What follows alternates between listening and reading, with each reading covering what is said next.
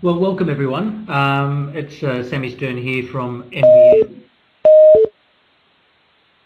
and I encourage you to ask questions as I talk on the Messenger app that's in this application. So first I'll give you some background in terms of what's happening with NBN. We now have 750,000 premises around the country connected to NBN on only one of currently 4 different technologies. We have 1.5 million premises able to connect to NBN. We'll have NBN completely rolled out by 2020 and have the last of the copper disconnected by the end of 2021. This is the year of what we refer to as critical mass. What that means is that everyone will know someone in their social circle that will have NBN, an active connection to NBN. When I first started at NBN, you had a plan to have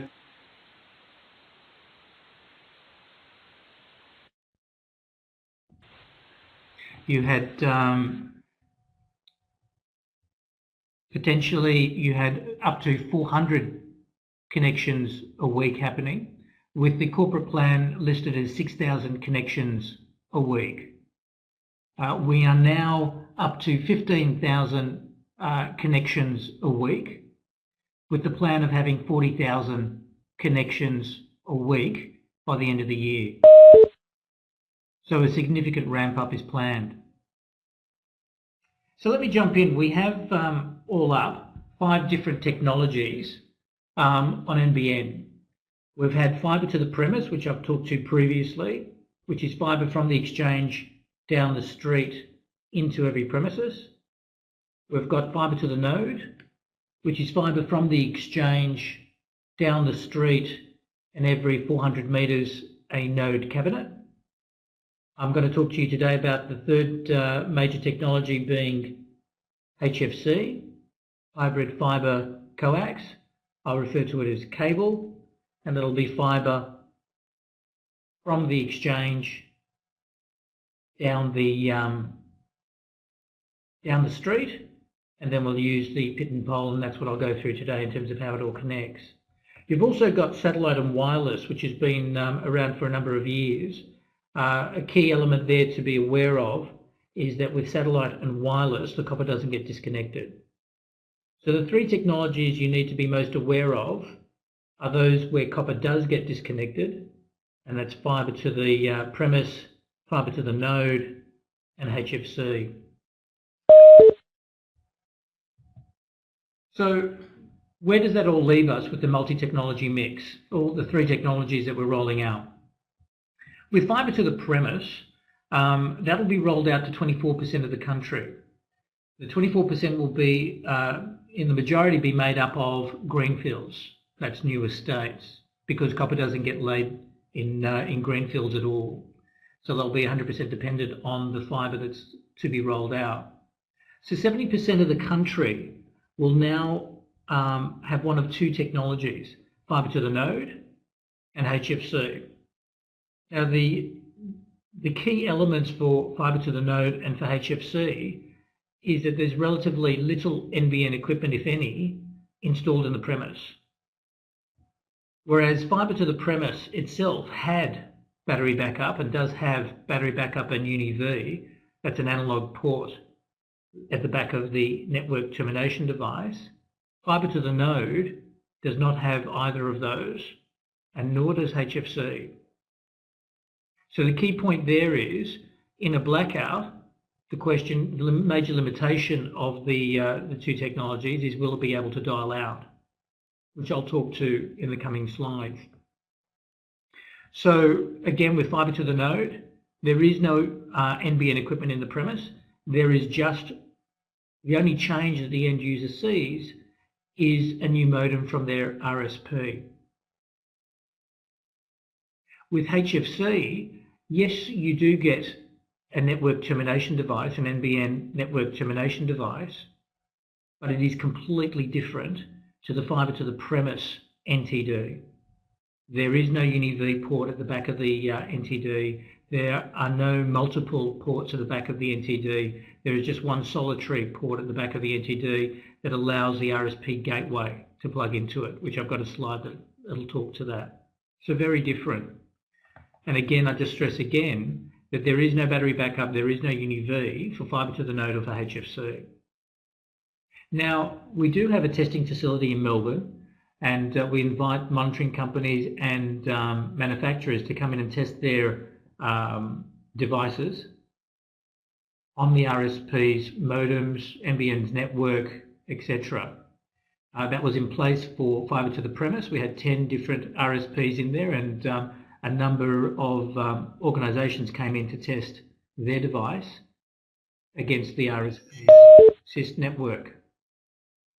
Now with Fibre-to-the-Node, Telstra is now available in the testing facility, so you could test against Telstra's modem today, with the view of also being able to test Commander in the coming weeks and Optus by mid-April.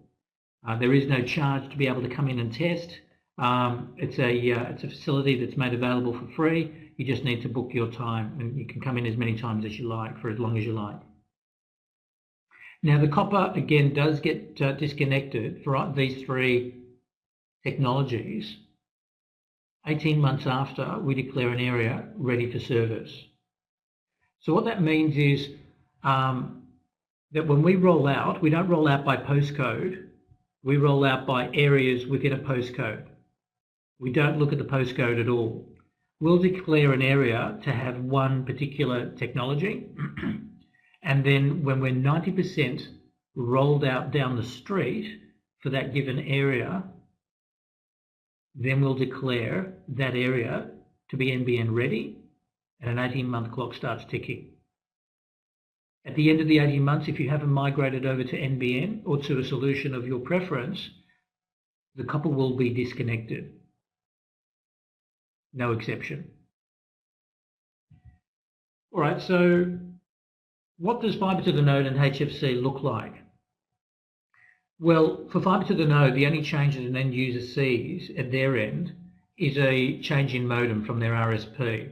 So they'll use the Ethernet plate that they currently have in their premise, and they'll merely swap out the modem that they currently have with the new one, and off they'll go.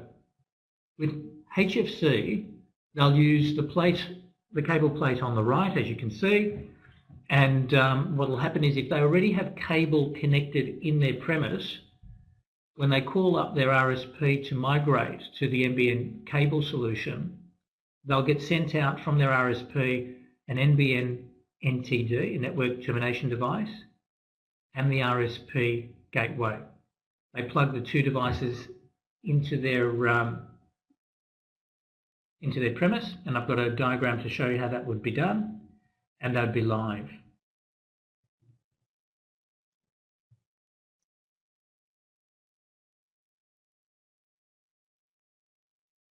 Apologies, not sure what happened there. Can you still hear me? Good, thanks Ellie.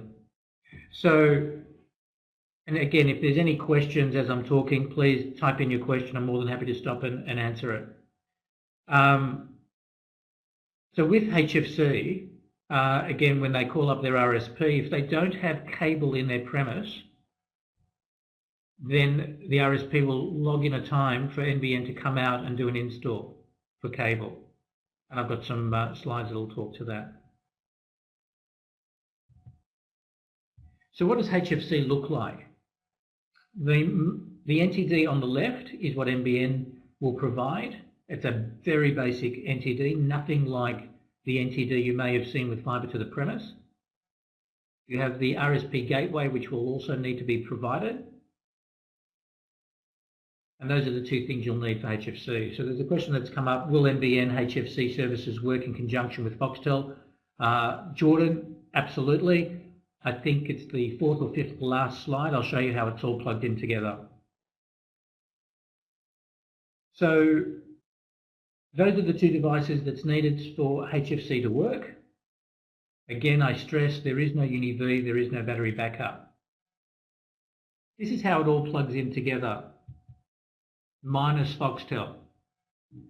So if a premises already has cable, then on the far left you'll see a grey box. That's called a PCD, a premises connection device. That's already outside the premise. If they didn't have cable in the premise, NBN would come in and install the PCD, would pull the cable through into the premise to a plate, a cable plate, and we would connect the NBN NTD to that plate and to a power point. We would then take the RSP gateway, and that would plug in to the NBN NTD. And then we would take the other devices in the premise and plug that into the RSP gateway. Okay? So, cabling in the premise. If a premises wanted to do additional cabling beyond the first plate, the first point in the premise, that is at the end user's request and coordination. NBN doesn't get involved. So they'll have to get a licensed cabler to come in and do that additional work. NBN doesn't get involved beyond that point. So the installation work. There's potentially some good news for ASPs in the market. NBN is looking to initially do all the lead-ins for HFC. We'll do it for the first 12 months. In the future years, so we're talking close to the end of 2017, we potentially will open that up to RSPs and to ASPs to do that install work.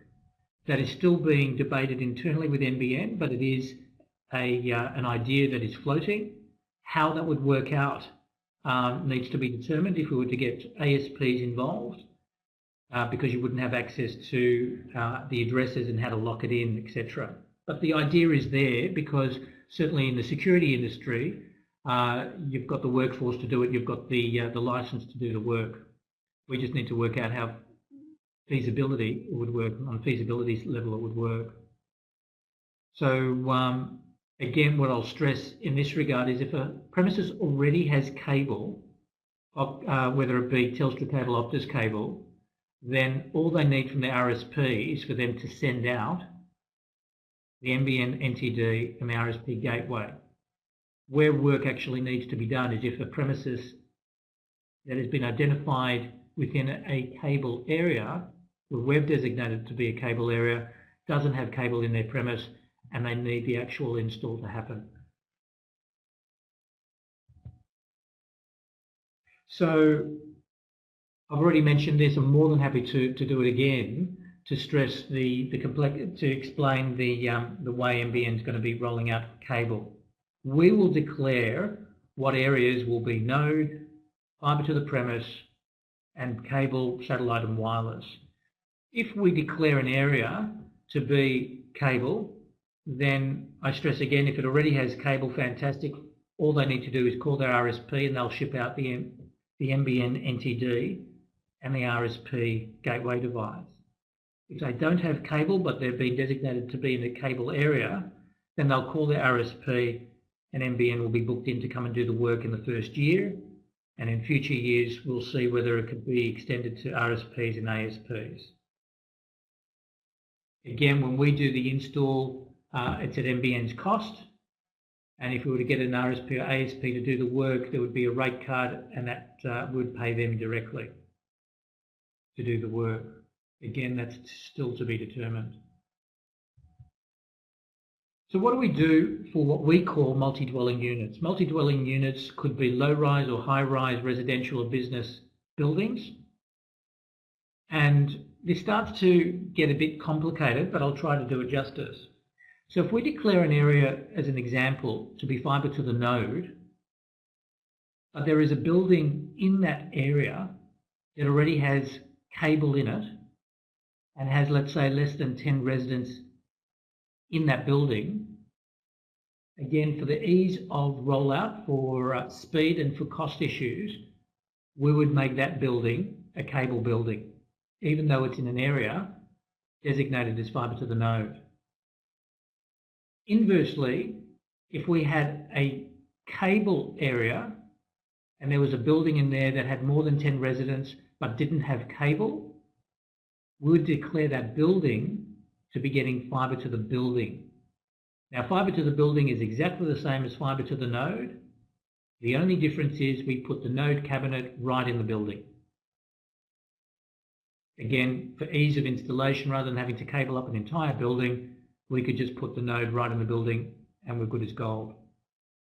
Now, you can take as a given that certainly very large commercial buildings, city areas and the like, and shopping centres would all get fibre to the building unless it was in a greenfields area, in which case they'd get fibre to the premise because it's a brand new building and they'd be laying the fibre to begin with. So I hope that explains how NBN is rolling out the various technologies. As I'll explain later in the deck, there is one way you could be able to know what premises is getting which technology and when their disconnection date is, and that will come. So that is very much the Bible for NBN's rollout, which you could have access to. So here I'd just like to reiterate that we do have the testing facility. Fibre to the premise is able to be tested and has been for a couple of years and can continue to be tested today. Fibre to the Node has just been made open by Telstra. They've got their new modem there that you can test against, with Optus and Commander coming shortly. And then with cable, that should be made available coming from around October is my estimate. So there's a question now, what about the country's area using wireless? Darren and others, anyone that is getting wireless or satellite, they're not impacted, they won't be impacted by the rollout because their copper won't be disconnected. So no copper is getting disconnected from anyone that will be getting the satellite or wireless technologies from NBN. So important that if you have any customers that are getting either of those two technologies, tell them not to disconnect their copper.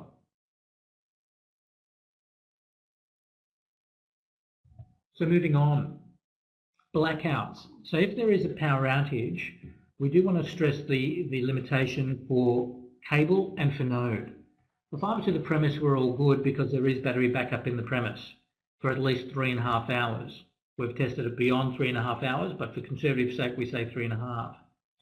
For cable and for node, we tell industries not to depend on any battery backup. There is limited. We don't know for how long it would run, and there are a number of reasons as to why, because you don't know how many end users are drawing power from the node or from the cable. So therefore, don't depend on it. So what do you do in that type of scenario? And we've got some options there for you. So here I just wanted to stress that even though we are still using copper for part of the network, certainly for fibre to the node, it will be disconnected just from a different point. Instead of being disconnected like it is for fibre to the premise at the point of the premises itself, fibre to the node will disconnect it at the point of the cabinet. So there's a question on fibre to the premise. Does battery backup only work on the Uni-V? Does it also work on the Uni-V port? It works on both ports, both Uni-V and Uni-D. Initially it was only on Uni-V, but we extended it to Uni-D.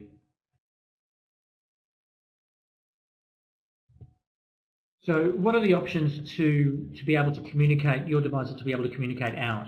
Well, there's copper, there's IP, there's 3G. Now with copper going away, that leaves you with IP and with 3G. Now, again, the limitation with IP is that if you still want to be able to dial out, communicate out on a blackout, then you may need to consider a dual path solution, including 3G, or just look at 3G as your primary solution, potentially with dual SIM. Now, I know in the security industry, they've been looking at 3G as a solution and trying to promote that for a number of years, at least 4. This would be a further incentive for the industry to push 3G as your solution.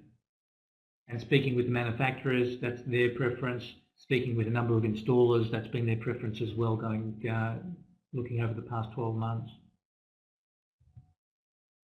So some key points about about the cable. Now bear in mind that fibre to the premise has been around for at least 3.5 years. Fibre to the node was launched September last year and is going strong. Cable is being launched this year at 30 June and it'll be rolled out all in urban areas. Again, potentially we'll do the work for the installs for the first 12 months and then extend that opportunity to RSPs and ASPs.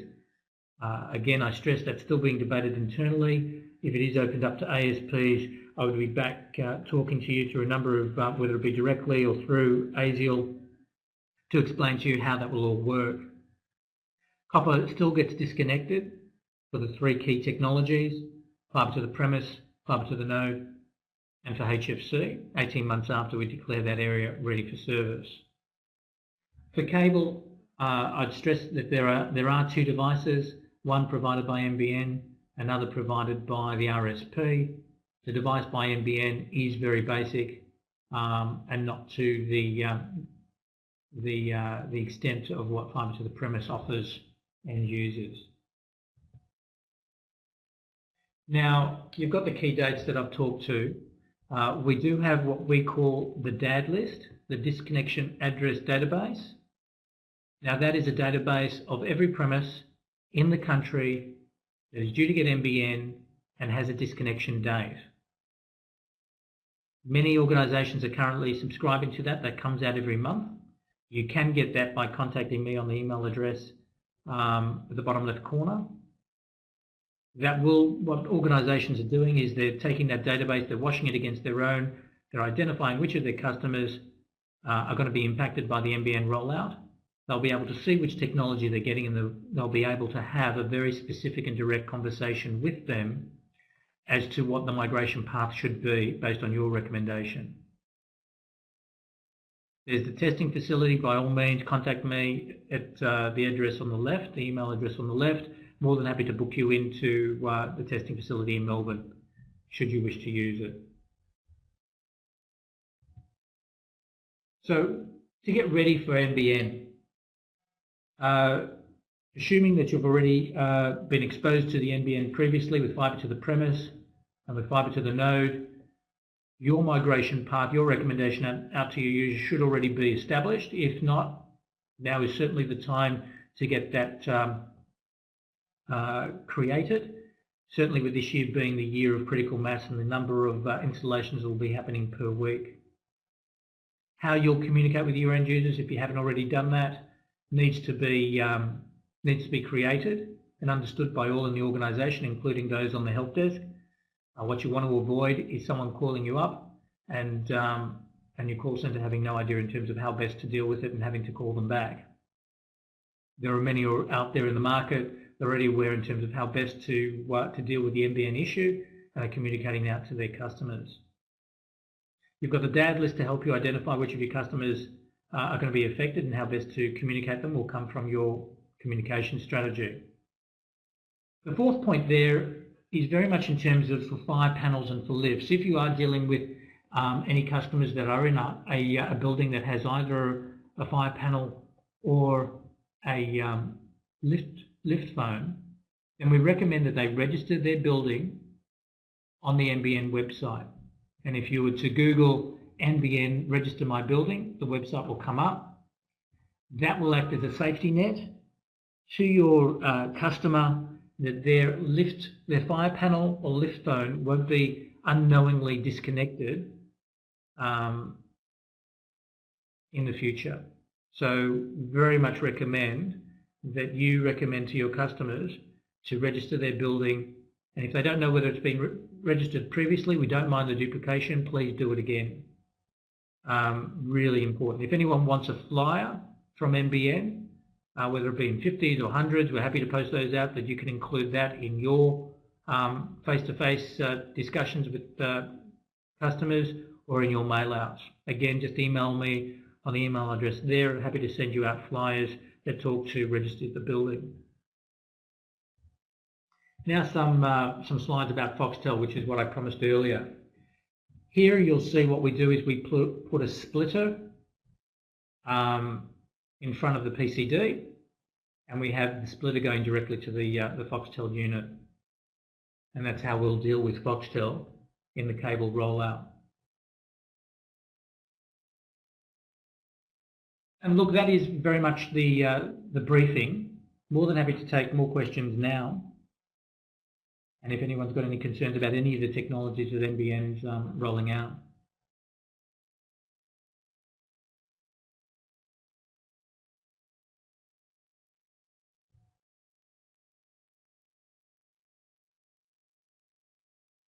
Thanks, Andrew. Yes, I can. There is a handout. There's one of two ways we could do that with Anna listening in. I can either provide it to Anna, and Anna can make that available, or if you email me directly, I'll email it back.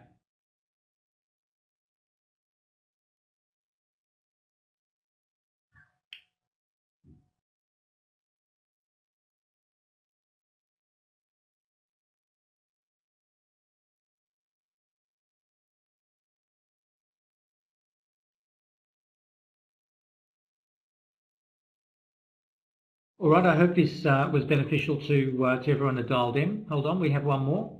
Wireless customers who are keeping their copper, is that copper still owned by Telstra and rented from them by the customer? So if they've got copper, that is, the copper is owned by Telstra. NBN merely leased the conduit that the copper's in.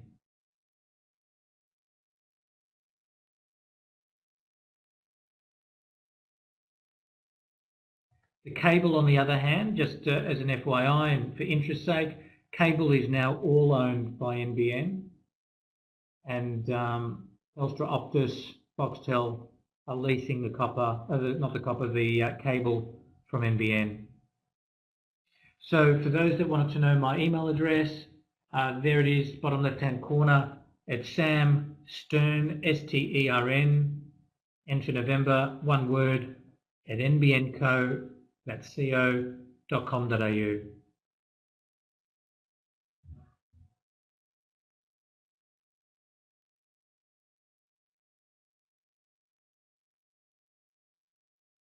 That's it.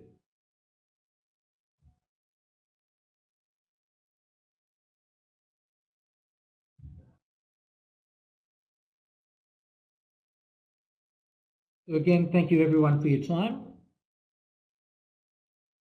And if you have any questions moving forward, by all means, I'm here as your resource to help you. There's one more question. How is NBN going to handle the locations of the NTD if the equipment in the building is in a different location? Darren, which technology are you talking about?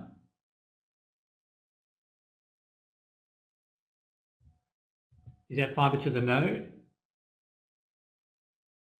No, it wouldn't be Fibre-to-the-Node, it's coax. So again, what happens is when the NBN technician, if it comes out, if there's no cable in the premise and the NBN technician comes out to do the work, we'll talk with the contractor. Will have what's known as a 10-minute guide. They'll talk with the end user in terms of the best placement, the first port placement for the plate for the NTD. It's a discussion. The end user could say, no, I don't agree with that position, and put an objection. That objection would be run through to the RSP. RSP would lodge it with NBN. NBN would then look at it independently and place its reference. The licensed contractor that would come out to do the work on behalf of NBN wouldn't be doing core drilling. They would take a balanced approach in terms of what's fair and what's reasonable. If, on the other hand, the building already had a licensed cable come out and prepare the building for NBN, then the NBN installer that would come out would follow the path of least resistance, what's ever easiest, and follow that. I hope that answers the question, Darren.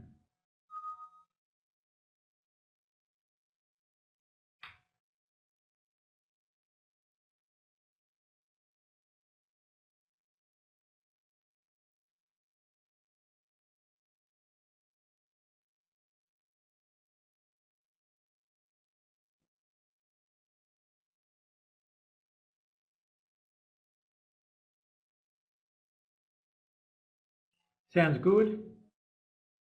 There's no more questions. Here we go. Can services with special needs get power backup from coax or Fibre-to-the-Node? No. So what we're encouraging, Andrew and I work with the medical, fire, and lift. Those are the Andrew and I work with the medical, fire, and lift. Those are the key 3 emergency services that have been deemed. They're all moving to 3G. So medical are moving 100% to 3G. Fire have been moving to 3G in terms of any of their new customers that take on board. They're either doing IP with 3G as backup or 3G primary with IP as backup. And for lift phones, they've recognised that 3G is the only path forward. So they've just released, a couple of manufacturers have just released a 3G solution in the marketplace, and that is looking to be the solution of preference by the major lift companies such as Schindler, Otis, and Thyssen.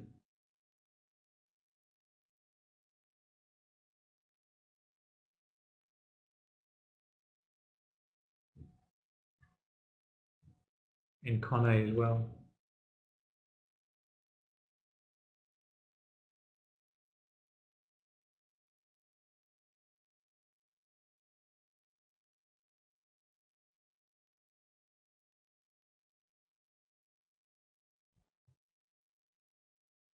While people are thinking of any other questions,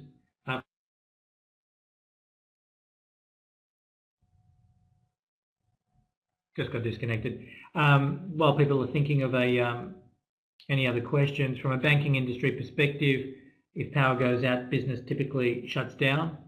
But many of the devices in the marketplace, such as for FPOS, do have the ability to switch to 3G to be able to communicate out.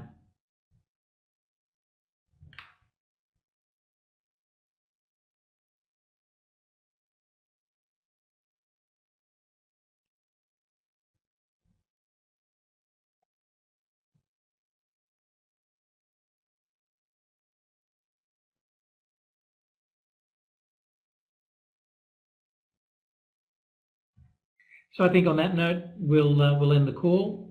Again, appreciate your time and more than happy to be your resource moving forward. Thank you, Anna, for coordinating this.